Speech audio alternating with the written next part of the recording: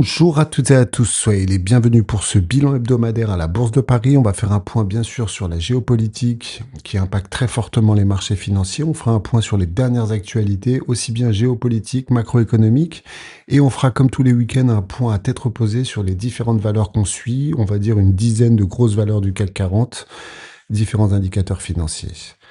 Un sujet, je trouve, dont très très peu parlent, c'est le gros désaccord qu'on a depuis des mois entre le président Donald Trump et son vice-président J.D. Vance. On va démarrer par ça. Aux États-Unis, le vice-président J.D. Vance dans l'embarras depuis le déclenchement du conflit au Moyen-Orient par Donald Trump. Le vice-président américain n'a jamais caché son aversion pour les interventions militaires à l'étranger. Il se retrouve pourtant contraint de cautionner la guerre contre l'Iran. Donc ça, c'est un vrai sujet. Vous remarquerez qu'on ne le voit pas du tout ces derniers temps, en tous les cas depuis le déclenchement de la guerre en Iran, il y a pile un mois. Et je pense que ça, à un moment donné, ça peut estomper la position de Donald Trump. Est-ce que Donald Trump ne l'écoute pas du tout? En tout cas, c'est vous savez, quand on ne le voit plus du tout dans les différents médias, c'est quand même un signal très clair. On apprend, c'est il y a quelques heures, que Vance et Netanyahou s'écharpent sur l'Iran. On était bien trop optimistes. J.D. Vance a eu un appel téléphonique tendu avec le Premier ministre israélien Benjamin Netanyahou, une tension qui survient alors que le vice-président américain semble pousser de plus en plus pour que les États-Unis concluent un accord avec l'Iran afin d'arrêter la guerre. Donc on va aller voir qu'on s'est décalé à dans 2 semaines, au 6 avril. Donc est-ce que c'est pour préparer quelque chose et c'est encore un plan de Trafalgar des États-Unis par rapport à l'Iran, ou est-ce que vraiment il y a un plan de paix? On suivra ça avec beaucoup d'attention. Guerre au Moyen-Orient, les États-Unis prévoient la fin des opérations en Iran dans les 2 prochaines semaines, affirme Marco Rubio. Donc c'est la toute dernière information, à prendre avec des grosses pincettes.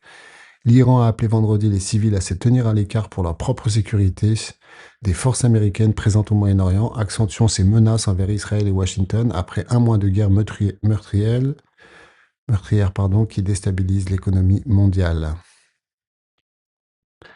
Guerre en Iran, première conséquence, c'est que forcément ça aura un impact clair et net sur l'inflation, et donc les taux, en particulier chez nous, sont en train d'exploser à des niveaux irréels.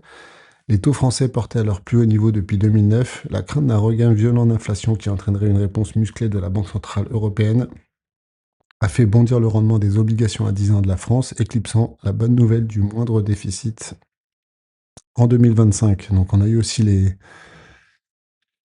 statistiques du déficit 2025 qui étaient meilleures que prévues suite à des meilleures rentrées de cash. Donc regardez, vous avez les obligations, les fameuses OAT à 10 ans de l'État français. Depuis 2013, on n'avait pas vu ça, depuis 2009 même. Explosion des taux, alors que la BCE n'a pas arrêté de baisser ses taux ces derniers temps. Bah là, c'est en train de complètement remonter, on est quasiment à 4%. Donc si on a bien qu'ils se sont bien régalés en 2025, et peut-être qu'avec toute cette volatilité, ils vont continuer à se régaler en 2026, ce sont les banques. Les banques ont annoncé des résultats stratosphériques, et donc les traders se gavent, comme c'est le retour des Golden Boys, on peut dire. 250 000 $ en moyenne à Wall Street, le retour des bonus records pour les banquiers. Wall Street renoue avec des bonus records en 2025, malgré un contexte géopolitique tendu, avec 49 milliards de dollars distribués, imaginez. La place financière confirme sa rentabilité, mais les incertitudes sur l'emploi et les marchés pourraient freiner cet élan. Je ne suis pas sûr, parce que 2025 a été aussi une année chaotique, avec énormément de volatilité. Les banques gagnent très très bien leur vie quand il y a beaucoup de volatilité. Ensuite, dans les sociétés françaises, c'est quand même un énorme coup qui est en train de faire Pernod Ricard. On en a parlé mercredi, en plus de cette valeur, c'est intéressant. Parce qu'elle se fait massacrer comme beaucoup d'autres, comme beaucoup de valeurs du luxe, on verra sur la partie graphique. Un Jacques Daniel et ça repart les aventures d'Alexandre Ricard, le petit-fils qui veut se faire un prénom. Pernod Ricard envisage de fusionner avec l'américain Brown-Forman, propriétaire de Jack Daniels, marque mythique de whisky. PDG depuis 2015 de l'empire familial, Alexandre Ricard affiche ses ambitions pour un groupe qu'il incarne de la tête aux pieds. Depuis 2015, on verra le cours de bourse, il n'a fait que baisser. Il est au plus bas historique depuis très très longtemps. On regardera ça.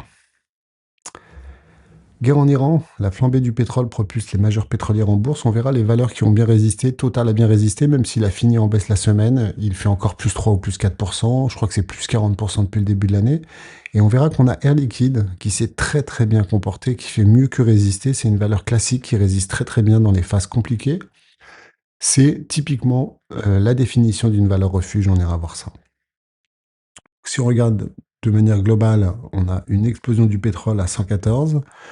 On a tous les indices dans le rouge et Nasdaq qui est rouge vif. On peut commencer à parler d'un crash quand on est à moins 15, moins 20%. Vous verrez, on est à moins 10% sur le CAC. Et vous le voyez, Air Liquide est sur une très belle perf. On a Pernod Ricard qui fait un joli rebond.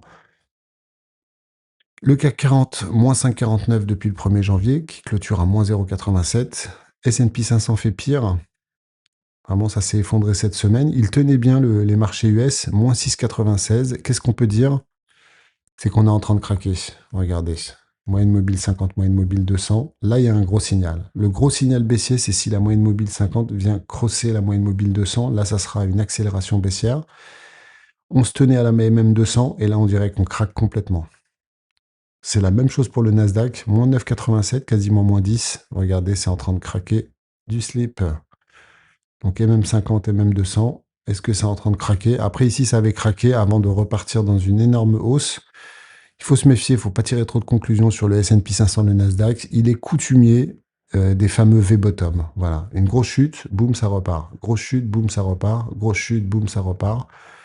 Grosse chute, voilà. Comme on était à 24 000, on est à 20 000. Ça a perdu quasiment 20%. Donc bientôt, voilà, on va pas parler d'un crash quand même, mais ça, la semaine prochaine, en fonction de ce qui se passe, on peut se retrouver dans une position de crash. Total Energy qui nous fait moins 0,76, mais qui finit sur une très belle semaine, plus 41%. On en parle beaucoup de cette valeur, elle est importante parce que s'il y a très peu de valeurs qui permettent de se rémunérer en ce moment, et je sais pas, chacun de voir en tout cas, mais je me suis pas mal rémunéré ces dernières semaines sur Total.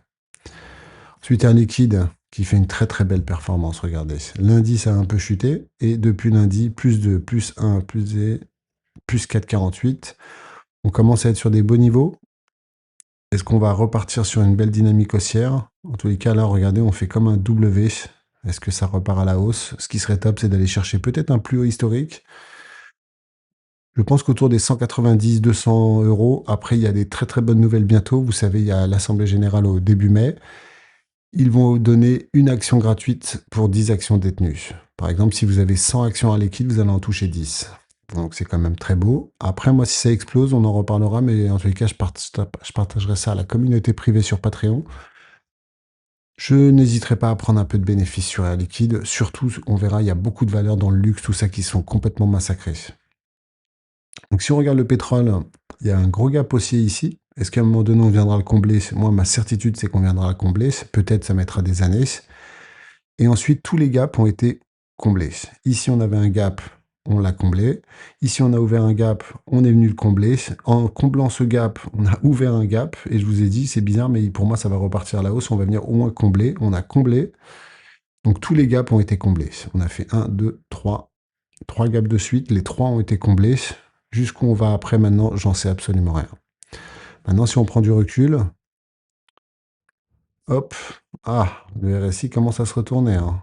Donc, il n'y a pas le MACD encore, mais le RSI commence à se retourner. Est-ce qu'on est comme ici avec le déclenchement de la guerre en Ukraine? Pourtant, la guerre dure toujours en ce moment, mais le pétrole a complètement chuté. On va faire un point sur quelques valeurs. Total, à chacun de faire ce qu'il lui plaît. On est quasiment à 86. Est-ce que ça va faire comme le pétrole, à un moment donné, se retourner? Je pense que quand on explose les 86, ouais, ça commence à être des niveaux assez extrêmes. Même en monthly, on commence à être sur des niveaux énormes. Pour l'instant, il n'y a pas d'alerte. Aussi bien sur le RSI, on est très haut. Le MACD, voilà, il skyrocket. Je pense que, voilà, savoir se rémunérer sur des phases haussières, c'est de la saine gestion au niveau de Total. Au niveau de Air Liquide, très très belle performance. Très très belle performance.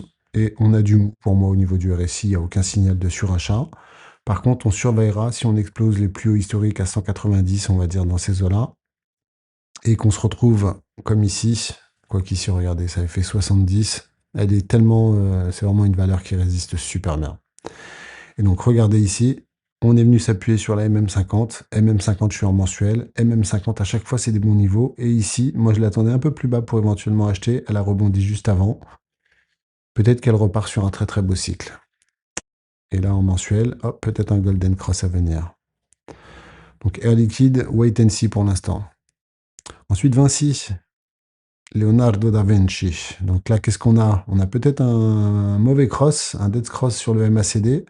Maintenant, n'ayez crainte, hein. La dernière fois qu'il y en a eu un, c'était ici. Oui, on est passé de 129 à 115 pour ensuite repartir faire un plus haut historique. Donc, moi, j'aurais dit wait and see. Pendant toute cette phase de très belle accélération autour de 140, ça devenait irréel. Moi, j'ai pris 25%, j'ai vendu 25%, j'ai pris des bénéfices. Tout de suite, je ne fais absolument rien sur Vinci. Très très beau dividende s'il l'en fut. Et donc, j'attends calmement. J'ai déjà pris un peu de bénéfice sur Vinci. Donc, je ne fais absolument rien. Même si ici, ça repique un peu, bah, il n'y aura aucun problème. Ensuite, dans les valeurs complètement massacrées, mais qui commencent à saturer, je pense que c'est peut-être la plus belle opportunité du moment. Voilà. C'est venu s'appuyer sur cette grosse résistance deux fois. Une fois, deux fois. TAS, enhances, explosion. Le classique pullback. Et ensuite, c'est parti. Et ben là, on revient s'appuyer sur cette vieille pattern qui date de 2021. On est venu s'appuyer sur ce niveau-là. Je pense que sur du très long terme, c'est un très bon investissement sur Exilor, Luxottica. Je ne rentrerai pas dans les détails, mais moi, j'ai acheté déjà deux fois de cette valeur. Est-ce que ça ira plus bas? Je n'en sais absolument rien. Maintenant, ça a l'air de saturer au niveau du RSI. On est à 23, c'est énorme. Et au niveau du MACD, c'est au plus bas. Pour moi, il y a peut-être quelque chose à faire. LVMH, voilà, ça confirme les plus hauts de plus en plus bas, les plus bas de plus en plus bas. Pour moi, la grosse opportunité, c'est si on craque les 436 qui étaient son plus bas de ce cycle. Normalement, on devrait aller plus bas que les 436. Ce qu'on surveillera, c'est le RSI. Est-ce qu'il va commencer à se retourner? Et comme ici, si le MACD commence à montrer des signes de rebond. Enfin, on a Race toujours dans le luxe. Donc là, on est sur Ferrari. Ferrari, 242. 242, c'est l'équivalent des 190 sur Essilor Luxottica. Est-ce que je rentre sur cette valeur? Je ne rentrerai pas dans les détails. Là, il y a eu un fake croisement positif. En fait, ça se retourne. Vous voyez, c'est compliqué. En ce moment, je pense qu'elle est complètement délaissée et on se retrouve, voilà, hein, on est monté à 500. Le jour, on sera à 250. Voilà. Ici, on sera à moins 50%. Souvent, moins 50%, c'est souvent un signal où les investisseurs éventuellement se repositionnent. Wendel, bah, qui nous montre des petits signaux, même si au niveau du MACD, on a l'air de repartir dans un cycle baissier. Ça sature, regardez.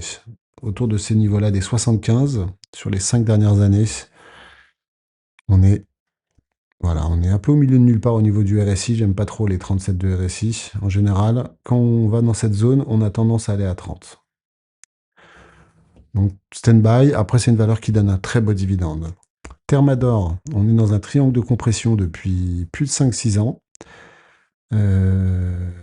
C'est très simple. Autour des 64, pour moi, c'est un très très joli cours d'achat. On est sur un triangle.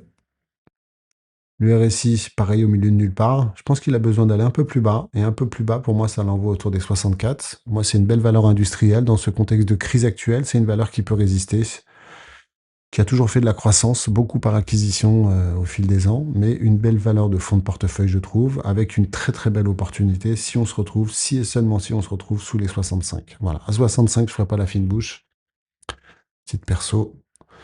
Ensuite, c'est une valeur que je suis parce qu'elle se fait complètement démonter, c'est Dassault Systèmes. Dassault Systèmes, regardez, qui n'arrête pas de chuter. Voilà, qui n'arrête pas de chuter. On n'a pas de gros signaux, c'est bizarre le MACD, ça fait une vague bizarre. Est-ce que ça doit craquer un peu plus? On est déjà très bas au niveau du RSI et du MACD. Et en mensuel, bah regardez, hein, en mensuel, on est sur un niveau historiquement bas. On n'a jamais connu ça depuis les années 2000. Donc après, ça peut aller encore plus bas, on n'en sait rien, mais je trouve qu'il y a éventuellement une opportunité. En tous les cas, je la mets dans ma watchlist des valeurs. Et on finit avec Pernod Ricard. Quand on regarde en weekly, on voit qu'on est très bas. On va se mettre en mensuel parce que le petit jeune là, qui est là depuis 2015, depuis qu'il est là, ouais, bof, ça a augmenté un peu, mais depuis, ça a complètement tout perdu. En mensuel, on est au plus bas. Là, on a peut-être un cross au niveau de Pernod Ricard. Donc voilà par rapport aux différentes valeurs et on reboucle sur Total. En tous les cas, j'espère que ça vous a plu. N'hésitez pas à liker, mettre un petit message en commentaire, ça fait toujours plaisir. Le petit ciao tutti, le petit hello, le petit coucou, comme vous voulez. En tout cas, je vous souhaite un bon week-end. Je vous dis à très bientôt. Ciao tutti.